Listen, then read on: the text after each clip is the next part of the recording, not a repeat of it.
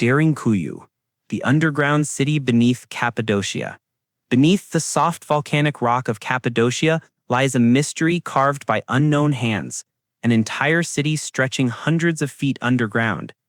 Derinkuyu is not just a cave network, it's a metropolis hidden below the earth, kitchens, wine presses, temples, stables, and ventilation shafts plunging deep into the darkness. Archaeologists estimate it could house over 20,000 people, but the greatest question is not how many lived there, it's who built it and why they vanished without a trace. When Turkish farmers stumbled upon a hidden passageway in the 1960s, they uncovered more than a home. They opened a gateway to a lost civilization. The tunnels twist for miles, connected with stone doors that could seal entire levels from within, as if designed for defense, not from men but from something greater. The rock-cut architecture displays planning beyond primitive tools, yet no inscriptions, no artifacts, no cultural fingerprints remain. It's as if the builders intended to erase themselves. Mainstream historians call it a refuge, a wartime bunker, or a Byzantine hiding place. But these explanations collapse under the scale. The air shafts show engineering mastery that ensured oxygen circulation across multiple levels, something even modern architects admire. Some researchers whisper of geological cataclysms, cosmic radiation, or an ancient global event that drove humanity underground. Others claim the knowledge of this subterranean design was passed secretly through priesthoods, resurfacing later in Egyptian tombs and catacombs. Government studies ended abruptly after initial mapping, and further excavation was sealed for preservation. Yet local witnesses report strange vibrations and restricted zones deeper than official maps allow.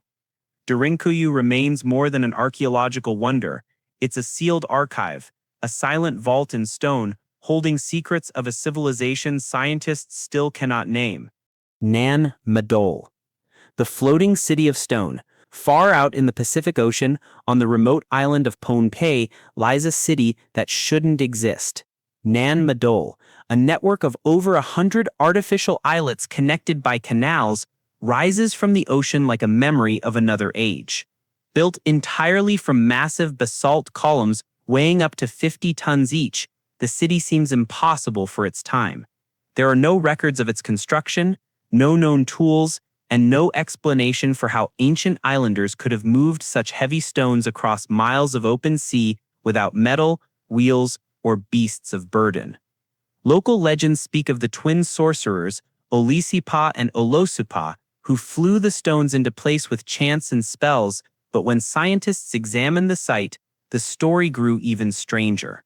The stones are not native to the lagoon, they were quarried from distant mountains, then transported and stacked into walls rising as high as 30 feet, creating a city that floats between land and sea. Beneath the surface, divers have discovered sunken foundations stretching far below the visible structures, hinting that Nan Madol may have been built before the last rise in sea levels, more than 10,000 years ago. Archaeologists label it the Venice of the Pacific, yet even that title fails to capture its enigma. The city's geometry shows alignment with celestial patterns, and its layout, canals separating districts for priests, royalty, and rituals, mirrors advanced social planning unseen elsewhere in Micronesia. How could such an isolated culture suddenly leap to urban complexity without precedent? When researchers tried to excavate deeper layers, the work was quietly halted.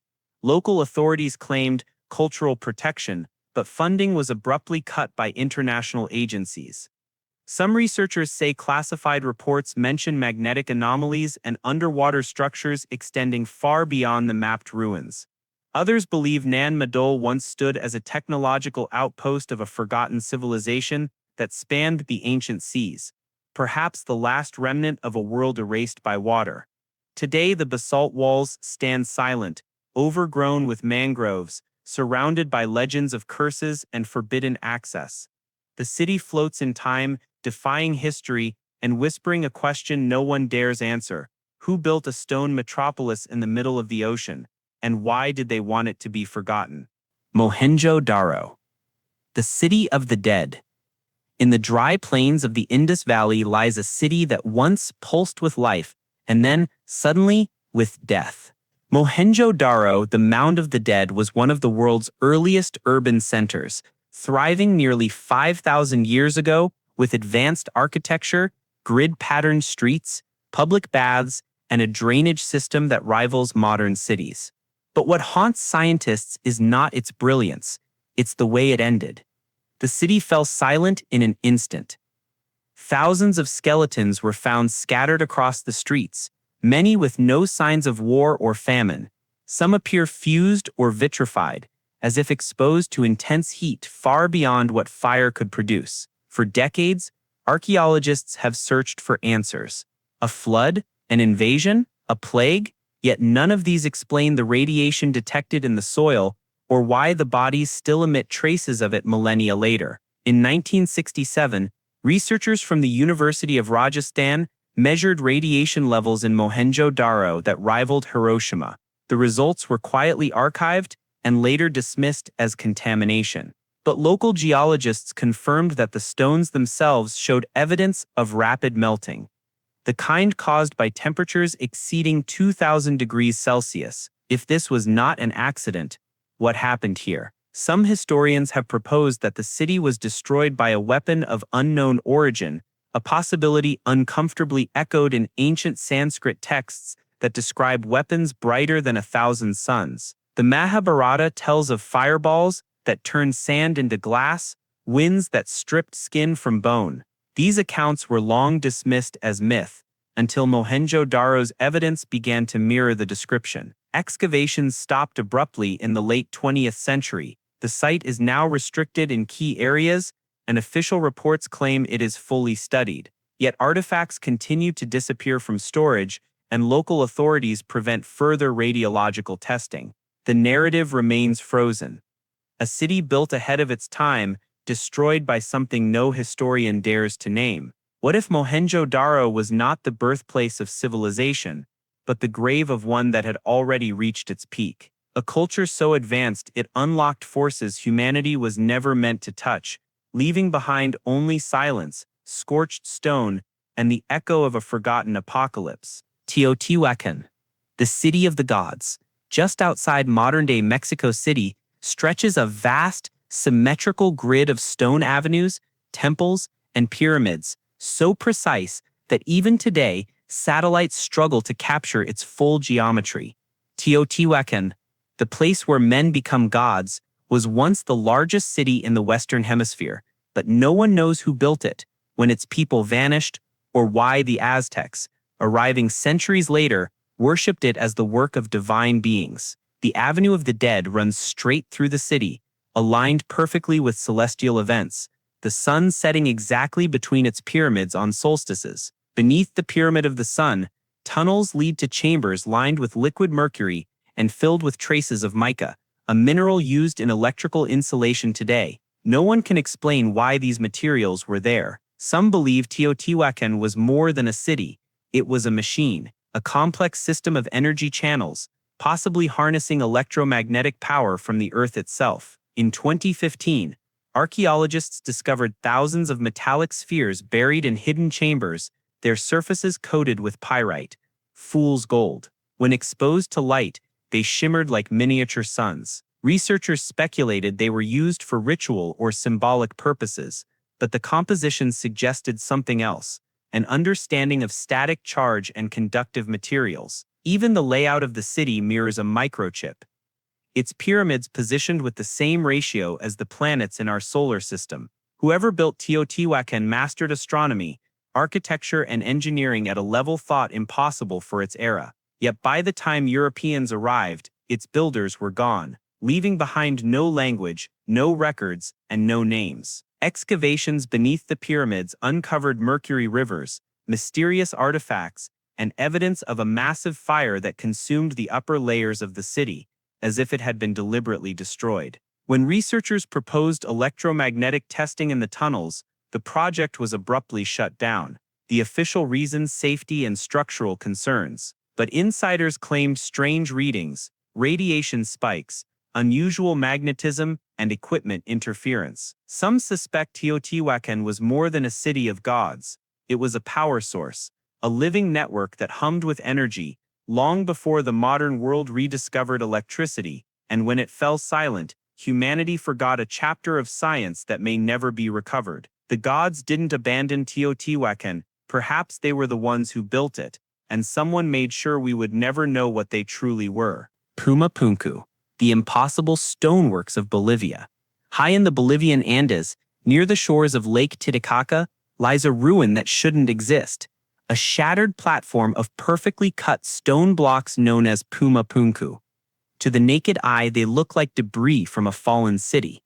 But up close, they reveal machining precision that modern engineers struggle to replicate. These massive andesite and diorite blocks, some weighing over 100 tons, are carved with interlocking grooves, right angles, and drill holes so precise that lasers today measure tolerances within fractions of a millimeter.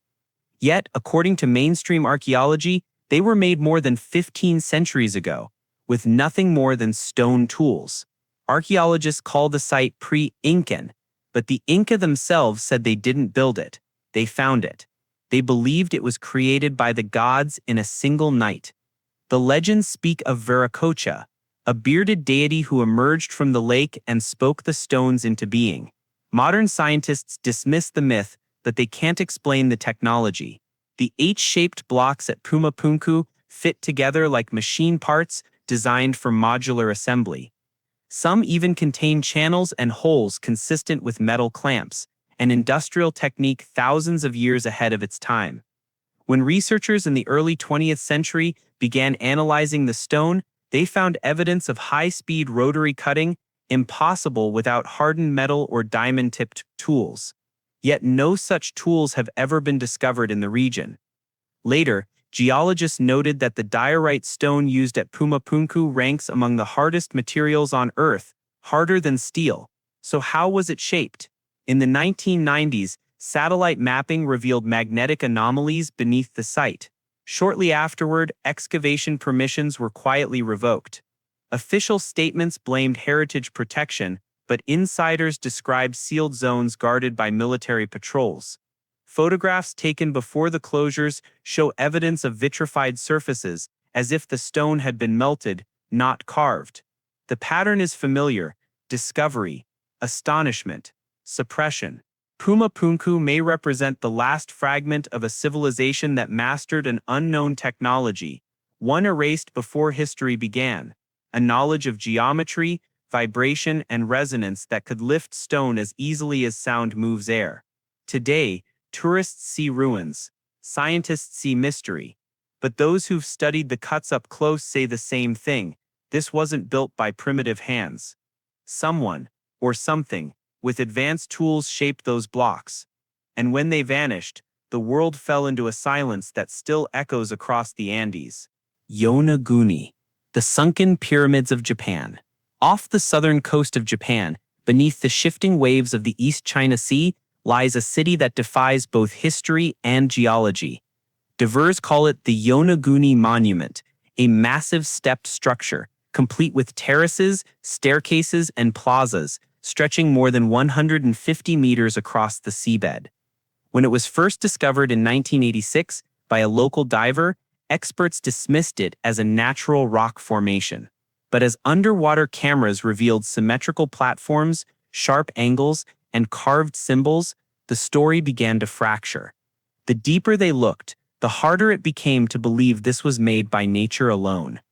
The monument appears to be a sunken pyramid, or rather an entire city, sculpted from a single rock formation. Stairways rise in perfect geometric progression, connecting corridors that lead to chambers and doorways, their proportions matching human architecture. Along the edges, carvings resembling animals, faces, and even a massive turtle monument suggest ceremonial or religious purpose. But there's one impossible problem: it's underwater. If it was once above sea level, that means it predates the last ice age, placing its construction at least 10,000 years ago, long before any known civilization in Asia. Japanese geologist Dr. Masaaki Kimura spent years mapping the site, concluding that Yonaguni is not a natural formation, but a man-made complex, possibly part of a larger city now buried beneath the ocean floor. He found straight walls, right-angled intersections, and tool marks consistent with human craftsmanship. His findings were quietly ridiculed in academic circles, and his funding withdrawn. Government agencies refused to classify it as an archaeological site, claiming lack of evidence of habitation. Yet sonar scans revealed adjoining structures extending for kilometers, connected by what appear to be ancient roads. Some researchers believe the entire Ryukyu island chain once hosted a civilization erased when the seas rose at the end of the last ice age. A civilization with maritime skills and engineering knowledge lost to history. Local divers tell of equipment failures near the monument, compasses spinning erratically, and unusual electromagnetic readings. Samples taken from the site have reportedly disappeared after submission to university labs. The narrative remains tightly controlled. Natural formation, coincidence, mystery closed. But when you see Yonaguni with your own eyes, the clean edges, the deliberate geometry, the unmistakable hand of design, you begin to realize why that story had to be buried. If Yonaguni is truly man-made, then human civilization did not begin 5,000 years ago. It began, and was lost, much earlier, beneath the sea. Great Zimbabwe. In the rolling hills of southeastern Africa stands a city of stone walls and towers so grand that for centuries, no one believed Africans could have built it.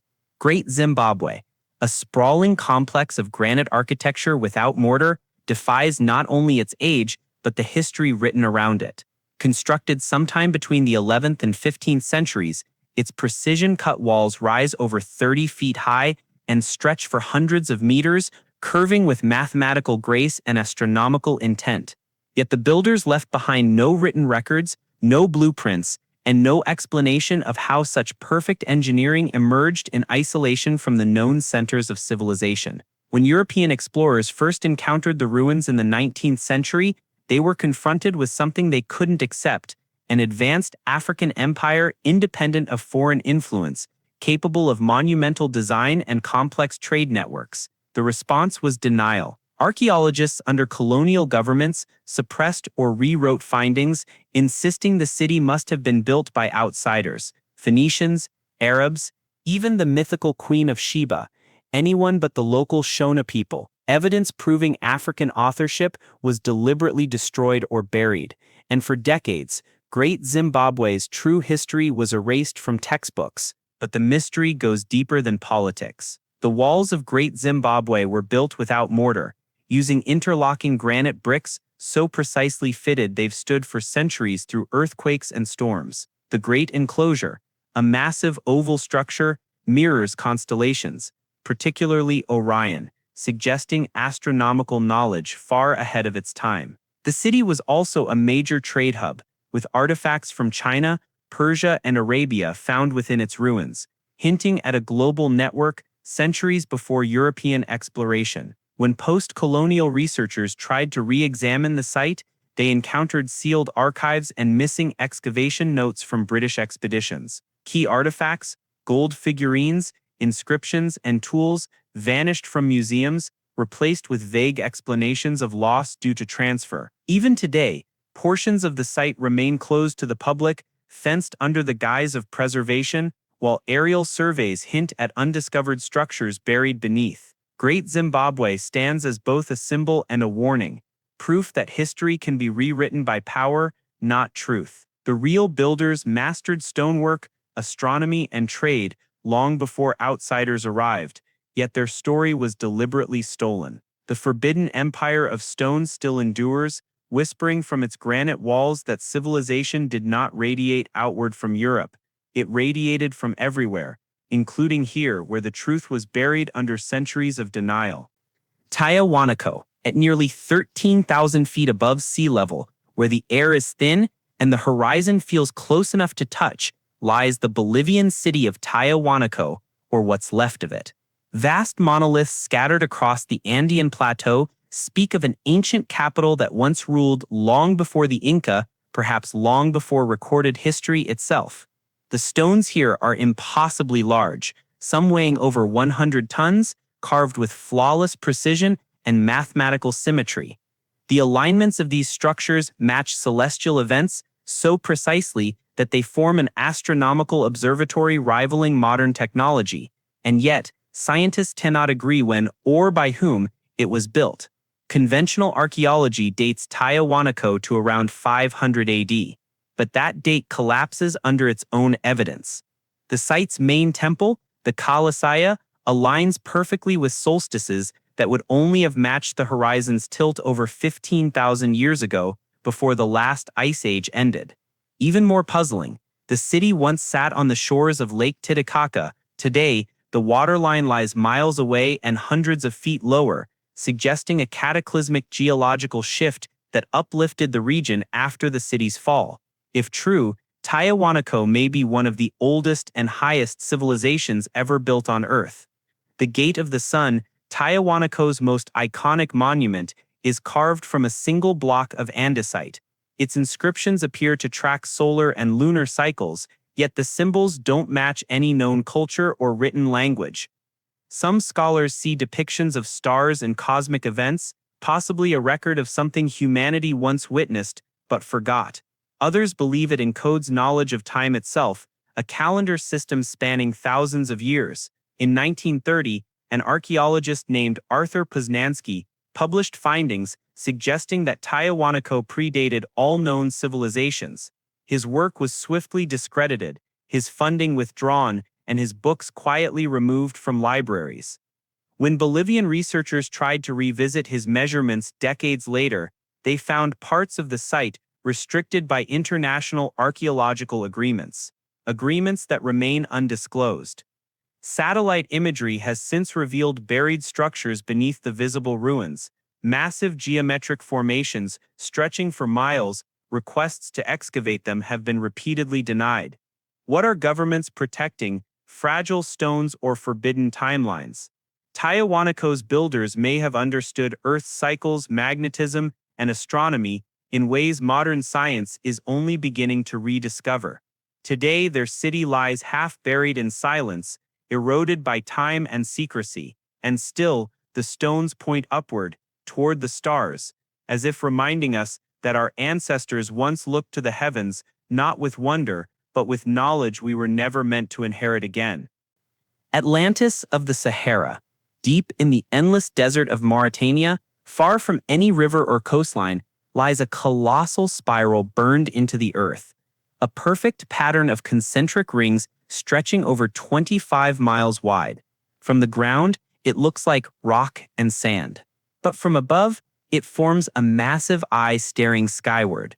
The Richat structure, also known as the Eye of the Sahara. For centuries, no one noticed it. It wasn't visible until astronauts saw it from space. And since that moment, a quiet storm of controversy has surrounded it, because the eye matches almost perfectly Plato's description of Atlantis. Plato wrote that Atlantis was a vast island with concentric rings of land and sea, protected by mountains to the north, open to the south, and rich with red, white, and black stones. It fell in a single day and night of catastrophe, buried by floods and earthquakes. The Richat structure mirrors that geometry with eerie precision, circular ridges alternating between stone and sand, surrounded by traces of an ancient river system. But scientists insist it's a natural formation, sculpted by erosion over millions of years. The problem? Geological analysis reveals evidence of extreme heat and water damage, signs of a cataclysm, not slow erosion. Researchers who've studied the site independently have found marine fossils and smooth oceanic sediment layers embedded within the desert stone, suggesting the area was once under the sea. Even more baffling, radar scans have identified geometric anomalies beneath the surface, resembling foundations and linear paths radiating outward like roads. These findings rarely make it into official publications. Local reports claim visiting teams were denied permits after the first surveys. Satellite mapping shows remnants of ancient riverbeds leading directly to the Atlantic coast, exactly where Plato described Atlantis's main channel. The distances, proportions, and orientation all match within a few miles. Yet any attempt to link the two is dismissed by academics as pseudo-archaeology. When explorers like Jimmy Corsetti and others publicized these similarities online, geological institutions quietly issued statements discouraging further unverified expeditions. Still, the evidence grows. Shocked quartz, vitrified stone, and strange magnetic readings have been documented in nearby craters, consistent with an ancient impact or explosion powerful enough to level cities. Could the eye of the Sahara be what remains of an advanced civilization erased by a planetary catastrophe? No inscriptions, no ruins, no bones. Only concentric scars on the earth, staring back through time. If this was Atlantis, it's no longer a myth, it's a warning, half buried in the sand. A reminder that civilizations rise, reach their pinnacle, and vanish, leaving only geometry as their final signature. Göbekli Tepe, on a lonely hilltop in southeastern Turkey, where shepherds once wandered among buried stones, archaeologists unearthed something that rewrote history and then tried to bury it again. Göbekli Tepe, radiocarbon dated to over 12,000 years old, stands as the oldest known temple complex on Earth. That's 7,000 years before the Egyptian pyramids, 6,000 before Stonehenge, and crucially, before agriculture, writing, or permanent settlement were supposed to exist. Yet here it is, dozens of massive T-shaped pillars, each weighing up to 20 tons, arranged in circular enclosures carved with images of animals, celestial symbols, and abstract forms that hint at advanced spiritual and astronomical knowledge. According to the timeline taught in schools, humans at this point were still nomadic hunter-gatherers. They had no cities, no tools to carve megaliths, and no reason to build temples. And yet Göbekli Tepe demands that they did all of this, and more. The carvings show lions, scorpions, vultures, and constellations aligned to the stars as they appeared over 12 millennia ago. The builders understood astronomy, geometry, and perhaps even the precession of the equinoxes, a level of knowledge that should not have existed until thousands of years later. When the site was first discovered in 1994 by Klaus Schmidt, it was hailed as the birthplace of civilization. But as discoveries deepened, revealing layers even older and more complex, the tone shifted. Funding became restricted. Official excavations slowed. Some chambers were reburied for preservation. Meanwhile, independent researchers who proposed that Göbekli Tepe was part of a global pre-Ice Age civilization saw their careers quietly destroyed, papers rejected, grants denied, interviews pulled from networks. The idea that humans were once more advanced and then wiped out remains academically untouchable. The most chilling part, Göbekli Tepe was deliberately buried. Thousands of tons of backfill covered the entire complex by human hands, as if the builders themselves wanted to hide it from the future. Why would a civilization go to such lengths to conceal its own creation? Was it fear of an approaching cataclysm, a ritual to preserve knowledge until humanity was ready again? Ground-penetrating radar reveals dozens of still buried enclosures beneath the hill, potentially spanning miles. Yet excavation has all but stopped. The narrative that civilization began after Göbekli Tepe must remain intact. Because if it doesn't, every timeline, every origin story, every assumption about human history collapses. Göbekli Tepe stands alone, a silent monument to a civilization erased not by time, but by design. It whispers across 12,000 years. We were here before you. We built, we knew, we remembered, and we buried the truth so you would find it only when you were ready to ask the right question.